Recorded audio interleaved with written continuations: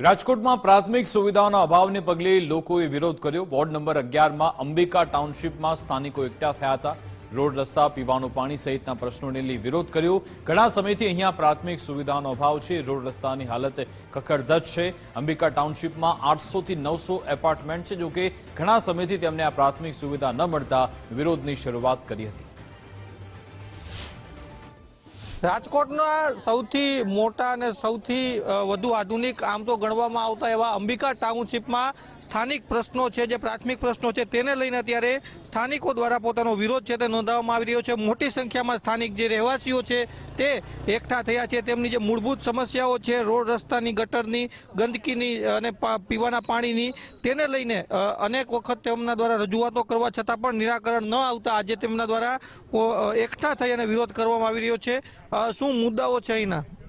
મુદ્દાઓમાં રોડ રસ્તા, ભૂગર્ભ ગટર અને જે આરએમસીના કોમન પ્લોટ છે ને એ બધા અત્યારે ગંદકીવાળો થઈ ગયો છે એકદમ। ડેન્ગ્યુના કેસ અને ચાંદીપુરા વાયરસના કેસ પણ અહીંયા આવી ગયા છે। વારંવાર કોર્પોરેટરશ્રીને રજૂઆત કરી છે, આરએમસીમાં કરી છે, સીએમમાં મેલ કર્યા છે, પીઓમાં કર્યા છે, કોઈ જાતનો કાંઈ જવાબ આવતો નથી। હમણાં જ આપણે ચૂંટણી ગઈ બરોબર, એમાં આપણે રૂપાલા સાહેબને 4 સભા હતી ચૂંટણી પહેલા એક દિવસમાં, અત્યારે કોઈ જાતનો કોઈ જવાબ જ નથી દેતા। અત્યારે કોઈ કંઈ દેખાતા નથી। તમે ચૂંટણી પહેલા પરિસ્થિતિ કેવી હતી ને ચૂંટણી પછી પીવાના પાણીની પરિસ્થિતિ કેવી છે? પરિસ્થિતિ અત્યારે એવી ને એવી છે, પણ ચૂંટણી પહેલા અમને બધાએ વાયદાઓ કરેલા હતા કે ભાઈ પાણીની સમસ્યા દૂર થઈ જશે, રોડ રસ્તાની બધી સમસ્યા દૂર થઈ જશે। અત્યારે રોડ ઉપર જે આપણે ભૂગર્ભ ગટરના ઢાંકણા હોય 1-1 ફૂટ ઊંચા છે બરોબર। વરસાદ આવે એટલે પાણી હોય એટલે સીધા અકસ્માતની બહુ ઘટનાઓ વધી ગઈ છે આ એરિયામાં। ઘરમાં પાણીની ને કેવી વ્યવસ્થા છે? પાણીની તો કઈ વ્યવસ્થા જ નથી। અહીંયા અમે રહેવા આવ્યા 10 વર્ષ, પણ નળનું પાણી તો હાવ આવતું જ નથી। અને રસ્તાનો તો એટલો અહીંયા છે કે અહીંથી ટોટલી બસ સિટી નીકળે, ટેન્કર નીકળે, પણ રસ્તો આખા અહીંયા અંબિકા ટાઉનશીપનો આ રસ્તો છે ને બહુ ખરાબમાં ખરાબ છે। અમારે એક ગેટ તો અહીંયા બંધ જ રાખવો પડે છે ટોટલ। ચૂંટણી ટાઈમે નેતાઓ આવે છે, આવી સમસ્યા હોય ત્યારે કોઈ દેખાય છે? બધા નેતાઓ તો એમ કે અમે કરી દેશું, પણ કઈ આ રોડ તો ધ્યાન જ નથી આપતા કોઈ। અનેક સમસ્યાઓ છે બેન, રોડ રસ્તા કેવા છે અહીંના? રોડ રસ્તા તો વાત જ જવા દો ભાઈ।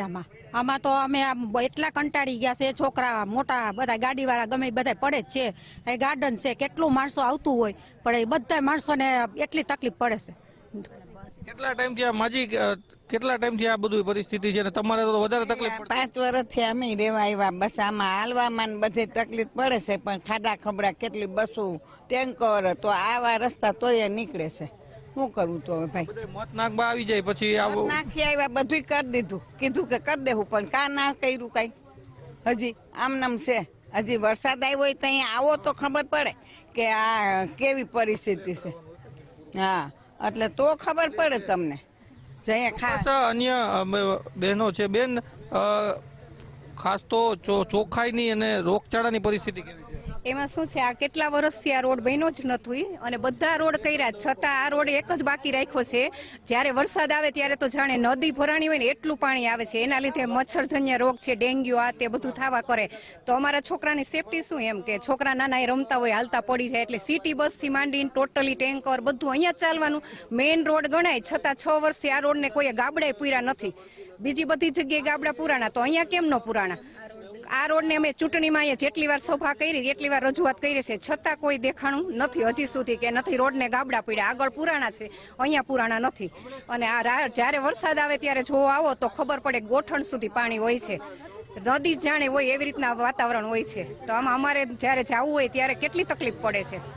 ખૂબ જ અનેક પ્રાથમિક સમસ્યાઓ છે। અનેક વખત મીડિયા હોય કે અનેક વખત કોર્પોરેશન હોય, રજૂઆતો સ્થાનિકો દ્વારા કરવામાં આવી છે। 13,000થી વધુ પરિવારો અહીંયા વસવાટ કરે છે, પરંતુ તેમની જે સમસ્યા છે પ્રાથમિક સુવિધા કે જે મહાનગરપાલિકાની જવાબદારી છે લોકો સુધી પહોંચાડવી, તે આપવામાં સક્ષમ નથી। ચૂંટણી ટાઈમે તો નેતાઓ આવી જાય છે, પરંતુ જ્યારે ખરેખર જરૂરિયાત હોય છે કે જ્યારે લોકોની સમસ્યાઓ હોય છે ત્યારે આ કોઈ દેખાતા નથી, તેવો આક્ષેપ પણ લોકો દ્વારા કરવામાં આવી રહ્યો છે। કેમેરા પર્સન દેવજી રંગાડિયા સાથે ગૌતમ ભેડા, ગુજરાત ફર્સ્ટ, રાજકોટ।